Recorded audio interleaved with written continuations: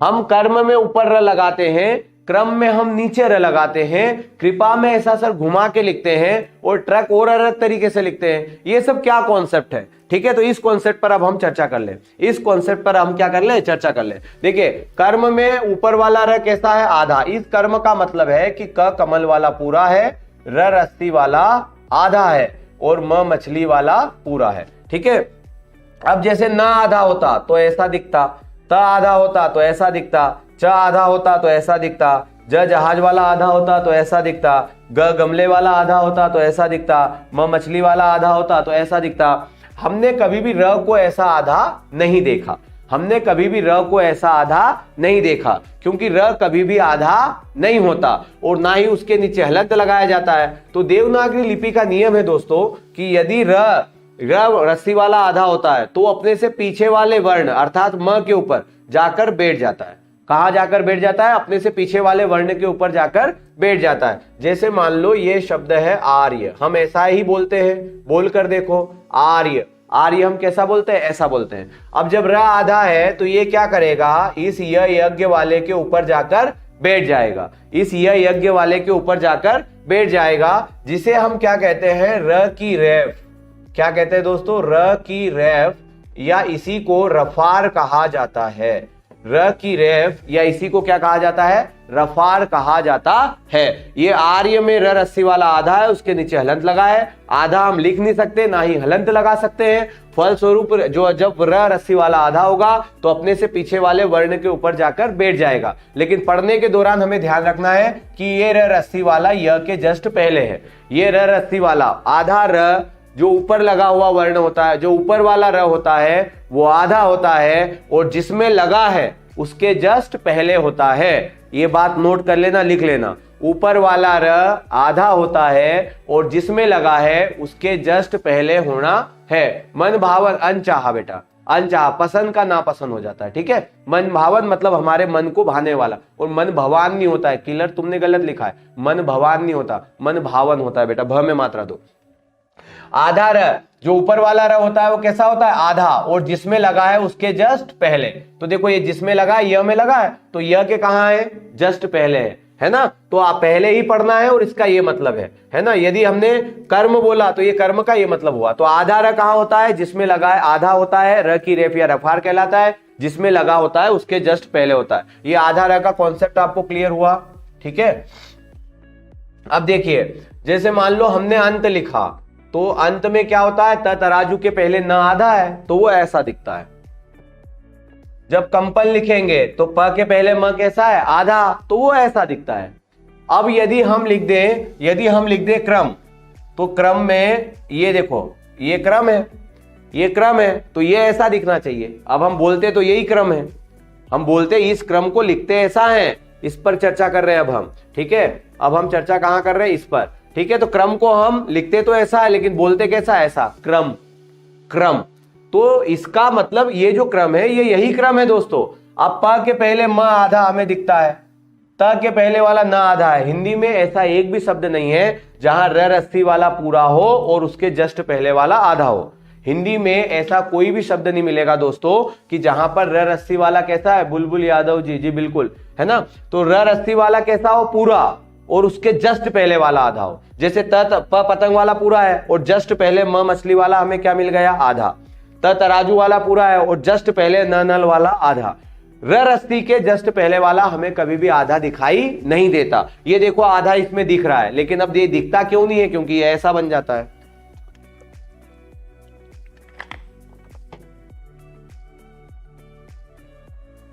ये है प्रेम, ये है प्रेम।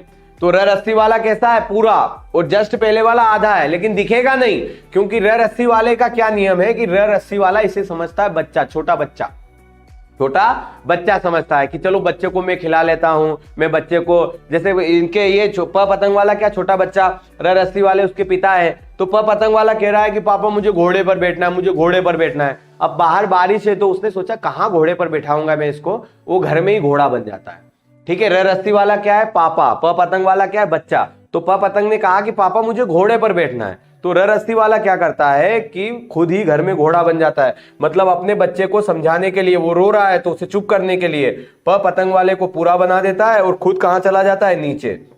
और इस तरीके से हम प्रेम लिखते हैं। यदि इस प्रेम में कोई आपसे कह दे कि प पतंग वाला पूरा है, तो बेटा प पतंग वाला पूरा नहीं है। कौन पूरा है? र रस्सी वाला पूरा है। यदि प पतंग वाला पूरा होता तो देखो ये प पतंग वाला पूरा है और इसमें एक ही मात्रा है, तो हम इसे क्या पढ़ेंगे? पेमा। क्या पढ़ते हैं इसे हम? पेमा। क्या पढ़ते हैं बोलो? पेमा। यदि ऊपर वाला पेमा है और नीचे भी प पूरा है और उसमें एक ही मात्रा है, तो बोलो ना फिर पेरम। आपको क्या बोलना चाहिए? पेरम। जबकि हम इसे पेरम नहीं बोलते, ऊपर वाले को तो हम पेमा ही बोलते हैं। तो यदि बेटा ऊपर वाला प पूरा है और उसमें एक ही मात्रा है और आपने पेमा बोला, और नीचे वाला भी यदि प तुम्हें पूरा दिख रहा है और उसमें भी एक ही मात्रा है, तो बोलना फिर ऊपर वाला पेमा, नीचे वाला पेरम। लेकिन हम पेरम नहीं बोलते, क्योंकि हम प्रेम ही बोलेंगे, क्योंकि इस प्रेम का मतलब क्या है? यही प्रेम है। इस प्रेम का मतलब क्या है? यही प्रेम है। समझ में आया? तो प पतंग वाला कैसा है? इसमें आधा, लेकिन र रस्सी वाला अपने से आगे वाले को बच्चा समझता है, तो उसे पूरा बना देता है और खुद कहां चला जाता है? नीचे। ठीक है, खुद कहां चला जाता है? नीचे। ध्यान दीजिएगा, क्रम में क्या हुआ कि र क कमल को उसने क्या बना दिया? पूरा बना दिया, और र रस्सी वाला कहां चला गया? नीचे। इसलिए क्रम हमें ऐसा दिखता है। ये प में क्या करेगा? इसको पूरा बना देगा, खुद कहां चला जाएगा? नीचे, और इसलिए ये प्रेम हमें ऐसा दिखता है। अब ये जो ग्रह है, ये देखिए, ये ग्रह आधा ग गणेश वाला है, पूरा र रस्सी वाला है, तो ये र रस्सी वाला क्या करेगा? इस ग गणेश को पूरा बना देता है, खुद कहां चला जाता है? नीचे। आपसे कोई पूछे कि ग गणेश वाला आधा है या र रस्सी वाला, तो बच्चों ग गणेश वाला आधा है और र रस्सी वाला कैसा है? पूरा। अब आप कहेंगे सर दिखने में तो हमें ग गणेश पूरा दिख रहा है। हाँ तो बेटा जो दिखता है वो होता कहां है? जो दिखता है वो होता नहीं है, और जो होता है वो दिखता नहीं है। इसको आप ऐसे भी समझ लें कि जैसे रात को आपने किसी की डीपी देखी, रात को आपने किसी की डीपी देखी, जूम कर करके उसकी डीपी देखी, और सुबह दिन भर वो व्यक्ति आपके पास बैठा रहे। कई बार तो ये समझ में नहीं आता कि रात को जिसको देखा था ये वही है।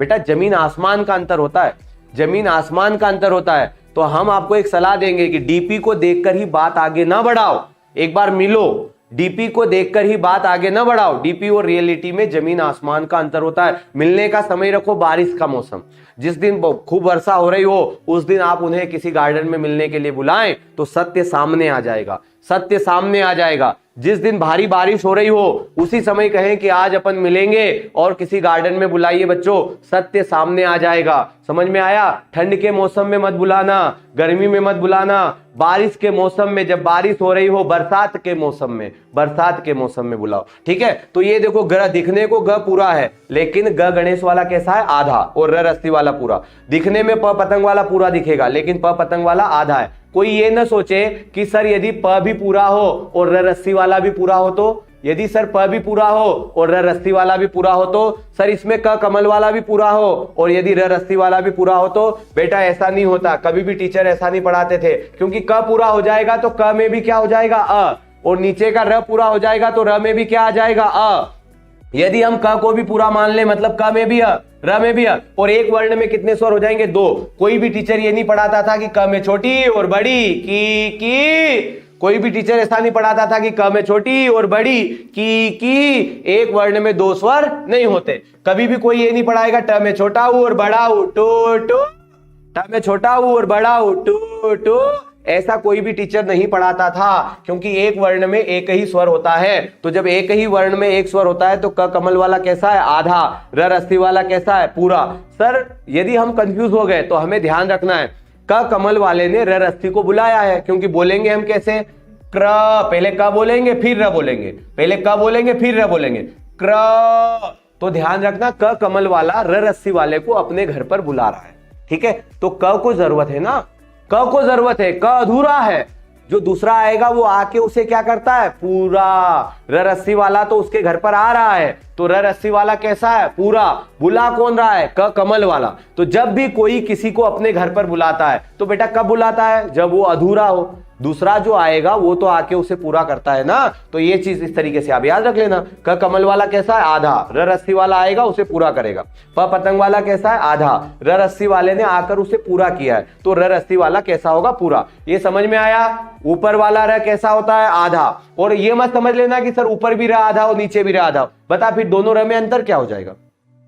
यही तो अंतर है कि ऊपर वाला र कैसा है, आधा, और जिस वर्ण में लगा है उसके जस्ट पहले नीचे ये देखो ऊपर वाले र का ये मतलब है कि ऊपर वाला र आधा है और जिसमें म में लगा है तो म के जस्ट पहले, और नीचे वाला र कैसा है, पूरा, और जिसमें लगा है उसके बाद है, और कैसा है, पूरा। नीचे वाला र जिसमें लगा होता है उसके बाद होता है और पूरा होता है। ऊपर वाला र जिसमें लगा होता है उसके पहले होता है और आधा होता है। ऊपर वाले र को र की रेफ या रफार कहते हैं, नीचे वाले र को र की रकार कहते हैं। इसे क्या कहते हैं, र की रकार। इसे क्या कहते हैं, र की रकार। नीचे वाले र को र की रकार कहते हैं, ऊपर वाले र को र की रेफ या रफार कहते हैं। समझ में आया इतना कॉन्सेप्ट? यदि ये दो चीजें आपको क्लियर हो गई हो तो यहां से आगे बढ़े। ठीक है जी, बिल्कुल शिवम सिंह। इनके बीच बीच में जैसे अभी एक वर्णमाला टॉपिक खत्म हो जाए बेटा तो अपन इसके टॉपिक वाइज भी बात करेंगे, तो आपका रिवीजन भी हो जाएगा, साथ ही साथ उन प्रश्नों के चारों ऑप्शन पर हम चर्चा करने वाले हैं। पर एक बार कुछ बेसिक बच्चे हैं जो शुरुआत से हिंदी पढ़ रहे हैं, ठीक है, तो उनको हमें एक एक पॉइंट बताना है, ठीक है, थ्योरी पढ़ानी है, फिर उसके बाद अपन प्रैक्टिस सेशन भी शुरू कर देंगे। ठीक है भाई, क्लियर है इतना? प्यारे को कैसे बोलेंगे? बिल्कुल देखो, प्यारे को कैसे बोलेंगे, प्यारा अपन लिखते ही ऐसा है ना। अब इस लड़के ने पूछा कि भाई प्यारे को कैसे बोलेंगे, तो प्यारा ऐसे ही लिखा जाएगा। क्यों लिखा जाएगा सर, यहां का प पूरा क्यों नहीं हुआ बेटा? जस्ट बाद में र रस्सी वाला आया है, र रस्सी वाले के जस्ट पहले वाला आधा नहीं होता, र रस्सी के जस्ट पहले वाला आधा नहीं होता। ये देख, पतंग वाले का पहले तो आधा है तो आधा लिखा हुआ है, वो थोड़े ना म में कोई चेंज हो जैसे होगा। ये अंत में तराजू के पहले वाला न आधा है तो वैसा ही तो लिखेंगे। यहां यज्ञ के पहले प आधा है तो वैसा ही लिखेंगे। यहां का प थोड़े ना पूरा होगा। क्यों होगा प पूरा? कौन पूरा करेगा उसे? यहां र रस्ती है क्या जस्ट बाद में? यदि ये ऐसा होता, ये प्रेम है, तो ये र रस्ती वाला है तो ये प को पूरा कर रहा है। समझ रहे हो? र रस्सी वाला बड़ा बनता है और खुद को बच्चा समझता है, दूसरे को बच्चा समझता है। यह यज्ञ वाला ऐसा दाता नहीं है, यह यज्ञ वाला ऐसा कोई दानी नहीं है जो प को बच्चा समझे। प आधा है तो आधा ही रहेगा। समझ में आया? इसलिए प्यारे ऐसा लिखा जाता है और प्रेम में अंतर आ जाता है। परिंदों को मंजिल मिलेगी, यकीनन ये फैले हुए उनके पंख बोलते हैं, वो लोग रहते हैं खामोश अक्सर, जमाने में जिनके हुनर बोलते हैं। राकेश राठौर जी, क्या बात है भाई। चंबल नगरी से नमस्ते। नमस्ते शिवराज जी राजपूत। चिन्ह बाद वाला लवकेश कनास, बाद वाला सही है बेटा, ये पहले वाला गलत है। ठीक है, पहले वाला अशुद्ध वर्तनी है, बाद वाला अभी इसको भी समझा रहे हैं क्योंकि हा ने उसको बुलाया है इसलिए हा आधा रहेगा। ये प्रेम हो गया। क्लियर है इतना? अब हम बात कर ले कृपा पर। अब हम बात कर ले किस पर दोस्तों? कृपा पर। अब देखिए कृपा में क्या होता है कि क कमल वाला कैसा है? आधा, और री ऋषि वाला कैसा है? पूरा, और प पतंग वाला। तो शब्द क्या बना? कृपा। क्या बना दोस्तों? कृपा, है ना। ये कंडीशन है। क्रम और कृपा में क्या अंतर है ये देख लो। यहां र रस्सी वाला है और क कमल वाला आधा है, यहां री ऋषि वाला है और क कमल वाला आधा है। तो जैसे र रस्सी वाला अपने से पहले वाले को बच्चा समझता है, उसे पूरा बना देता है और खुद उसके नीचे चला गया, वैसे ही ऋषि भी अपने से पहले वाले को बच्चा समझता है, उसे पूरा बना देता है और उसके नीचे चला जाता है। ये दोनों में अंतर है। जैसे ये शब्द है गृह, ये शब्द है ग्रह, तो ये क्या करेगा? इस ग को पूरा बना देगा, ग को पूरा बना दिया और र कहां चला गया? नीचे, और शब्द क्या बन गया? ग्रह। अब एक शब्द है गृह, एक शब्द क्या है? गृह। तो ऋषि ने ग गणेश को क्या करेगा? ऋषि भी ग गणेश को क्या करेगा? पूरा बना देगा और खुद कहां चला जाएगा? नीचे। तो ये क्या बन जाएगा? गृह। ऊपर वाला क्या है? ग्रह। ऊपर वाला ग्रह मतलब बुध शुक्र पृथ्वी मंगल बृहस्पति शनि अरुण वरुण, और नीचे वाला ग्रह मतलब घर ग्रह आलय आगार भवन धाम निकेतन सदन। समझ में आया? दोनों में अंतर है, दोनों को बोलते भी अलग अलग है, दोनों को बोलते भी अलग अलग है। क्लियर है इतना? ये क्या है? ग्रह, और ये क्या है? गृह। क्लियर है? एक लड़का पूछ रहा है चिन्ह का क्या है? कृपा का तद्भव कृपा होगा सर जी। जी बिल्कुल, कृपा। गांव में कृपा बना है, कृपा का क्या बना है? कृपा। ठीक है। अब चिन्ह में क्या होता है? ये जो हम लिखते हैं ये तो गलत है और बोलते भी गलत है। चिन्ह नहीं होता, चिन्ह न पर खत्म हो रहा है, चिन्ह। ठीक है, तो चिन्ह तो होता नहीं है। अब होता क्या है? चिन्ह। ह हल वाला कैसा है? आधा। ह हल वाला कैसा है? आधा। न नल वाला कैसा है? पूरा, है ना। न नल वाला कैसा है? पूरा। लेकिन ह है वर्णमाला का अंतिम वर्ण, तो ये क्या करता है कि ये अधूरा रहे और इसके आगे कोई पूरा रहे, ये इसे बर्दाश्त नहीं। इसके पेट में होती है जगह, ये देखो इसके पेट में होती है जगह, और ये अधूरा है, हलंत लगा, ये अधूरा, न नल वाला पूरा है। तो ये उस न पर दादागिरी करता है, चल इधर आ, और न को अपने घर पर बुला लेता है, और ऐसा चिन्ह लिखा जाता है, आपने देखा होगा, ठीक है, ऐसा चिन्ह लिखा जाता है। अब जैसा कि मैंने बताया कि जिसने बुलाया है तो ह ने बुलाया है, ह के पेट में आया है ना, तो ह ने बुलाया है, तो ह आधा है, जो बुलाता है वो अधूरा होता है, जो आता है वो आकर उसे पूरा करता है, जो आता है वो आकर उसे क्या करता है, पूरा करता है। बच्चों ध्यान रखना, आप अकेले हो और आप किसी को बुला रहे हो, तो आप तो सिंगल हो ना, मतलब आप तो अधूरे हो, आपको जरूरत है इसलिए आप दूसरे को अपने घर पर बुला रहे हो, तो जो आएगा वो तो आके पूरा करेगा ना। तो न में अ है, न में अ है, ध्यान रखना, लिखते ऐसा है लेकिन न में अ है, ठीक है। ये जो सुमित्रा अवार्ड ने लिखा बिल्कुल सही लिखा है, सुमित्रा अवार्ड जी ने लिखा है बिल्कुल सही लिखा है। क्लियर है, इतना समझ में आया? हाँ, श्रृंगार लवकेश कनार बिल्कुल सही लिखा बेटा, श्रृंगार जो शुद्ध वर्तनी है ये यही है कि नहीं, उसने भी ऋषि को बुलाया है। अब वहां पर ऋषि कैसे, अब ह के पेट में देखो जगह है तो यहां बुला लेगा वो। समझ में आया है चिन्ह वाला कॉन्सेप्ट? एक बार फिर से समझिएगा, एक बार फिर से समझिएगा, ठीक है। जैसे अब एक शब्द है, क्या है, हृदय, एक शब्द क्या है, हृदय, तो ये ह हल वाला आधा, ये ऋषि वाला, और ये दई, ऋषि तो अपने आप में स्वर है, तो ऋषि कैसा रहेगा, पूरा। ह हल वाला कैसा है, आधा। जैसे ह को, र को हम आधा नहीं लिख सकते, ऐसे ह को भी नहीं लिख सकते, क्योंकि ह को आधा लिखेंगे तो ट टमाटर दिखेगा, ह को आधा लिखेंगे तो ट टमाटर दिखेगा, तो ह के नीचे क्या लगा दिया, हलंत। ह हल वाला कैसा है, आधा। अब जैसा कि आपको पता है कि र के पहले वाला, र अपने से पहले वाले को आधा नहीं देख सकता, नीचे चला जाता है, वैसा ऋषि भी अपने से पहले वाले को आधा नहीं देख सकता और नीचे चला जाता है। तो वैसे ऋषि भी अब इसको आधा नहीं देखेगा ह को, और कहां चला जाएगा, नीचे। लेकिन देखो यहां कम के पास क के पेट में जगह नहीं थी, तो वो कहां गया, नीचे। क के पेट में जगह नहीं थी, ग के पेट में जगह नहीं है, तो कहां लगेगा, नीचे। ग के पेट में जगह नहीं है, जैसे ये है गृह, ये गृह, तो ऋषि ग को पूरा कर रहा है और उसके पेट में जगह नहीं है, तो कहां चला गया, नीचे। लेकिन ह के पेट में जगह है, तो ह कहता है चल इधर आ। ह के पेट में जगह है तो ह क्या कहता है, चल इधर आ। और इस तरह से हृदय लिखा जाता है, और इस तरह से हृदय लिखा जाता है, इस तरह से हृदय लिखा जाता है। समझ में आया? ह क्या करता है, सबको अपने पेट में बुलाता है, क्योंकि उसके पेट में जगह है। अब ग का पेट नहीं है तो वो नीचे बुलाएगा, क का पेट नहीं है तो वो नीचे बुलाएगा, बल्कि कंडीशन सबकी सेम है बच्चे, कंडीशन सबकी क्या है, सेम है। क्लियर है इतना? साहिल के सुकून से इनकार किसे इनकार है, लेकिन तूफान से लड़ने में मजा और कुछ ही है। हाँ, समझ में आया? तो ऐसे ह बुला लेता है। शाबाश लकी कनास, ब्रह्मा सही है, शोभा चौधरी हृदय सही है आपका। क्लियर है इतना? क्लियर है इतना? समझ में आया ये वाला कॉन्सेप्ट? अब देखिए ब्रह्मा का, एक लड़का बोल रहा ब्रह्मा का, तो देखो ब्रह्मा में क्या है, ऐसा जो ब्रह्मा हम लिखते हैं ये अशुद्ध वर्तनी है बच्चे, अशुद्ध वर्तनी है। ब्रह्मा, ये क्या लिखा है, ब्रह्मा, ये तो ब्रह्मा है, और हम बोलते क्या है, ब्रह्मा, ब्रह्मा, म ब्रह्मा। तो ब्रह्मा क्या होना चाहिए, ह हल वाला आधा, और म मछली वाला क्या होना चाहिए, पूरा। ब्रह्मा है वो, ब्रह्मा, ऐसा ब्रह्मा है। अब फिर ह आधा है, फिर ह आधा है, ह वर्णमाला का अंतिम वर्ण है, ह वर्णमाला का अंतिम वर्ण है, और वो कैसा रह गया, आधा, जो और उसके आगे वाला पूरा। तो उसे ये बात बर्दाश्त नहीं है, तो वो उस पर दादागिरी करेगा, चल इधर आ, और म को यहां बुला लेगा। और इस तरह से ब्रह्मा आपने लिखा हुआ देखा होगा, इस तरह से ब्रह्मा आपने लिखा हुआ देखा होगा। ये सही है। ऊपर वाला, सबसे ऊपर वाला ब्रह्मा गलत है, सबसे ऊपर वाला गलत है। बाकी आप ये बीच वाला लिखो, ये भी सही है, और इसी का मतलब है ये वाला, और इसी को मैंने लिखा है ऐसा। समझ रहे हो? सबका मतलब एक है, तीनों सही है। ऊपर वाला क्या है आपका, गलत। समझ में आया इतना? क्लियर है इतना? चले यहां से आगे, ठीक है। तो यहां पर एक बार फिर से हम यहां बता रहे हैं आपको, समझ लीजिए ध्यानपूर्वक, अच्छे से समझ लेना। कर्म है तो ऊपर वाला र कैसा होगा, आधा। ऊपर वाला र कैसा होगा बच्चे, आधा। तो ये आधा र है, और ऊपर वाला र जिसमें लगा है उसके जस्ट पहले है। ऊपर वाला र जिसमें म में लगा है तो म के जस्ट पहले है। और पढ़ना भी ऐसे ही है, कर्म न कि कमर। कैसे पढ़ोगे, कर्म न कि कमर। समझ में आया?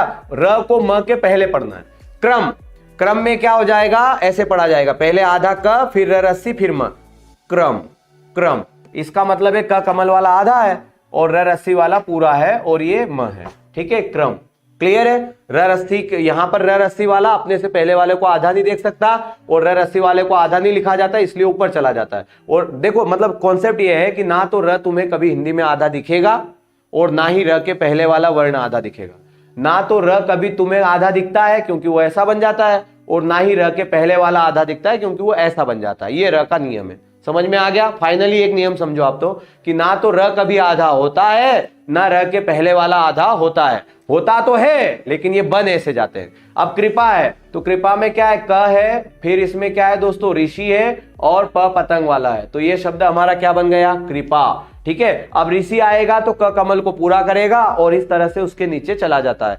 पढ़ने में भी कृपा नहीं बोलना है, कृपा, र रस्सी नहीं है, कृपा नहीं है, कृपा, कृपा है, कृपा, कृपा नहीं है, ये कृपा है। ठीक है, अब ट्रक में क्या है? तो ट्रक में क्या है? ट टमाटर वाला आधा है, र रस्सी वाला है और क कमल वाला है। ये सेम कंडीशन है, क्रम की और ट्रक की सेम कंडीशन है।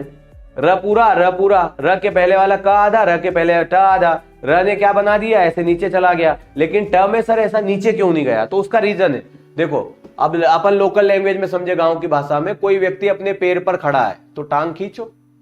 ये क कमल वाला अपने पैर पर खड़ा है तो टांग खींचो। ठीक है, ये ज जहाज वाला तो वज्र लिखेंगे हम, तो क्या करेंगे? इसकी टांग को खींचेंगे। ये ग गणेश वाला ग्रह तो इसकी टांग को खींचेंगे क्योंकि ये अपने पैर पर खड़ा है। ठीक है, अब ट टमाटर का पैर ही नहीं है, ट टमाटर का पैर ही नहीं है तो क्या खींचेगा? अरे ट टमाटर का पैर ही नहीं है तो क्या खींचेगा? जैसे ही पैर खींचेगा तो वो नीचे नहीं गिर जाएगा, तो उसको ऐसा सपोर्ट करो कि भाई तू कहीं गिरे ना, भाई तू कहीं गिरे ना, जैसे ये ड्र। ठीक है, अब ड का तो पैर नहीं है, मतलब तो हम इसको ऐसा करेंगे और ऐसा हम ड्रम लिखते हैं। समझ में आया? हे र रस्सी वाला ही सेम कॉन्सेप्ट है, र इसमें भी पूरा है, ट टमाटर आधा है। ये क्रम और ट्रक का सेम कॉन्सेप्ट है, लेकिन जिनकी खड़ी पाई होती है, इसे कहते हैं खड़ी पाई, किताबी लैंग्वेज में ध्यान देना, जिनकी खड़ी पाई होती है वहां र इस प्रकार प्रदर्शित किया जाता है। जिनकी खड़ी पाई होती है वहां र इस प्रकार प्रदर्शित किया जाता है। जिनमें खड़ी पाई नहीं होती है वहां र इस प्रकार प्रदर्शित किया जाता है। समझ में आया सभी को? समझ में आया सभी को? बिल्कुल बेटा, कृषक का भी सेम कॉन्सेप्ट है, ऋषि वाला कॉन्सेप्ट है। ये देखो कृषक में क्या हो रहा है, ये देखो कृषक में क्या हो रहा है, ये क्या, ये ऋषि, ये शक, ये है कृषक, ये है कृषक। तो अब ऋषि क्या करेगा? अपने से पहले वाले को आधा नहीं देख सकता तो उसको पूरा बना दिया, खुद कहां चला गया? नीचे, और ऐसा हम कृषक लिख देते हैं। ठीक है, क कमल वाला आधा है क्योंकि ऋषि तो अपने आप में स्वर है ना बेटा, ऋषि तो आधा होने से रहा, वैसे भी ऋषि तो अपने आप में स्वर है। ठीक है, जो खड़ा है उसे गिराना है, जो गिरा है उसे खड़ा करना है। हाँ जागृति जोशी जी, बिल्कुल।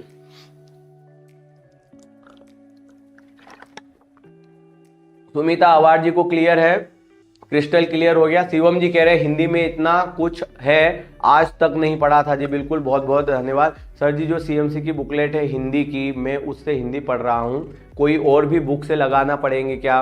बेटा हिंदी की बुकलेट यदि आप ऑफलाइन रिसेप्शन पर ज्वाइन किया होगा और जो बुकलेट मिली होगी वो केवल क्वेश्चन आंसर की है। बुक अलग से है हमारी सीएमसी की बुक अलग से है बेटा, उससे पढ़ना पड़ेगा आपको। बुकलेट में क्वेश्चन ज्यादा है जो एडमिशन के दौरान आपको मिलती है। अलग से हिंदी की बुक मिलती है, वो आपको लेना पड़ेगी। ठीक है, अलग से जो हिंदी की बुक है वो देखिए फ्लिपकार्ट के लिए आ गया है, व्यापम बुक हिंदी। ये फ्लिपकार्ट से आप घर पर मंगवा सकते हो। ठीक है, फ्लिपकार्ट से आप हिंदी की बुक भी मंगवा सकते हो। कुलदीप धोपे जी, जय हिंद, जय हिंद भाई। आकाश जी समझ गए। ऑफलाइन चाहिए तो सीएमसी पर ही, सीएमसी पब्लिकेशन की बुक मिलती है बच्चे बाहर। ठीक है, शॉप लगी हुई है। और यदि फ्लिपकार्ट से मंगवाते हैं तो ये बुक का आपको चल रहा है, रीजनिंग की बुक मंगवा सकते हो, मैथ्स की बुक मंगवा सकते हो। हिंदी की बुक बेटा 250 रुपए की है, हिंदी की बुक 250 रुपए की है। हिंदी की बुक कितने रुपए की है? 250 रुपए मात्र। ठीक है, अब फ्लिपकार्ट पे मंगवाने पे क्या चार्जेस होता है वो आप देख लेना। ऑफलाइन आप खरीदते हो तो 250 रुपए में यहां से आपको मिल जाती है। बाकी एक्स्ट्रा चार्ज हो तो वो हमें नहीं पता है बच्चे, कि आपके घर में कितने पहुंचेगी, आपको एक्स्ट्रा क्या देना पड़ेगा वो नहीं पता। बाकी यहां से 250 रुपए में आपको मिल जाएगी। क्लियर है इतना? फ्लिपकार्ट से मंगवा सकते हो ना शिवानी सिंह, फ्लिपकार्ट से मंगवा दो। हिंदी के सारे, आपके द्वारा हिंदी के सारे कॉन्सेप्ट क्लियर हो जाते हैं। धन्यवाद भाई क्विजी मोहम्मद तालिब, बहुत बहुत धन्यवाद भाई आपका। अल्लाह पाक आपको खुश रखे। टॉपिक सारे होंगे क्या प्लीज बताओ ना सर? संजू जी सारे टॉपिक होंगे। क्लियर है इतना? हाँ जानी विदाई करा कर आए हैं। ठीक है, चलिए साइंस की बुक भी है क्या जी? बिल्कुल काजल यादव, सारा पब्लिकेशन है, सारी किताबें मिल जाएंगी आपको। 7000 क्वेश्चन सोल्व है, मस्त है बुक। धीरज गोस्वामी कह रहे हैं 7000 क्वेश्चन है। हाँ लकी 2020 के बाद वाली है बेटा। ठीक है, क्लियर है इतना? ये समझ में आ गया आपको?